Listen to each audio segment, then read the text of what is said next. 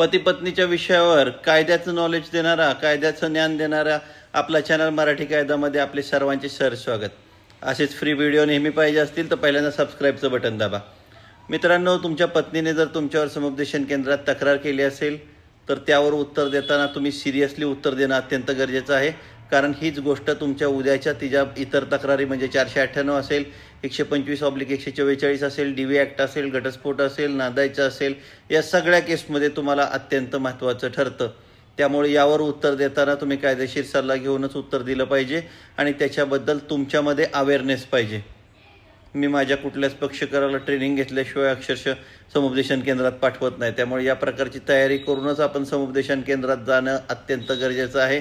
समुपदेशन केंद्रात उत्तर देताना त्याच्याबद्दलचं सविस्तर उत्तर देणं गरजेचं आहे की जेणेकरून पुढच्या केसेसमध्ये आपल्याला या उत्तराचा नक्कीच फायदा होईल, नाहीतर तोटा ठरलाय.